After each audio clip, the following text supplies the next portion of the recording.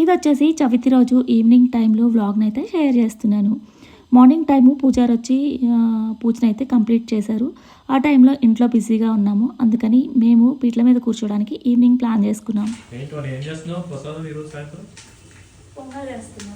ఈసారి 5 రోజులు వినాయకుడిని అయితే ఉంచేస్తున్నాం.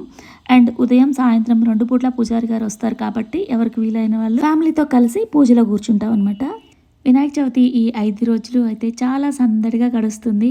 ఉదయం సాయంత్రం ప్రసాదాలు చేసుకోవడం, తీసుకెళ్లిన ప్రసాదాలు స్వామివారికి ఆరగించి తర్వాత మేము తీసుకొని ఎంచక్కా ఇంకా కొద్దిసేపు అలా ఫ్రెండ్స్తో స్పెండ్ చేసి, అసలు చెప్పాలంటే ఈ 5 రోజులు కూడా ఇంట్లో వంటే చేయము, అంటే ప్రసాదాల వరకే చేస్తాం అనమాట. ఇంకా ఈవినింగ్ టైంలో ప్రసాదాలతో పాటు బయట నుంచి ఆర్డర్స్ పెట్టుకుంటాము, టిఫిన్స్ ఓన్లీ.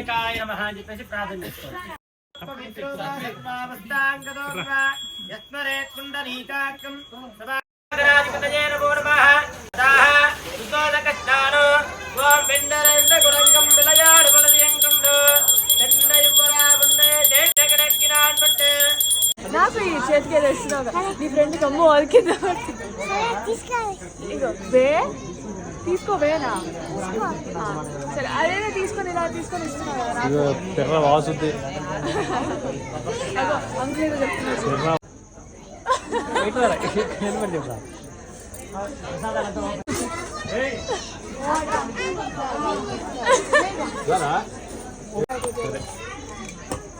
ఏమంటారా అంకుల్కి ఏం చూపిస్తావు ఇందాక?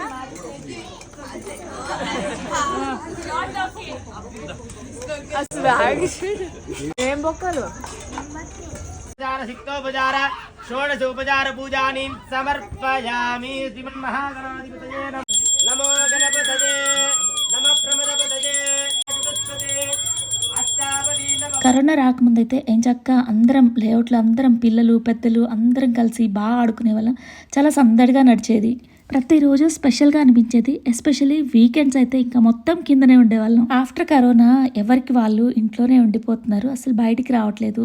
ఇంకా ఇలా ఫెస్టివల్స్కి మాత్రమే కలుసుకుంటూ ఉన్నాం. ఏదేమైనా ఈ కరోనా వచ్చి మన లైఫ్ స్టైల్నే మార్చేసిందని, కనీసం ఇలా ఫెస్టివల్స్కైనా ప్రస్తుతానికైతే మీట్ అవుతున్నాం. ఆ విషయానికి వస్తే చాలా హ్యాపీ.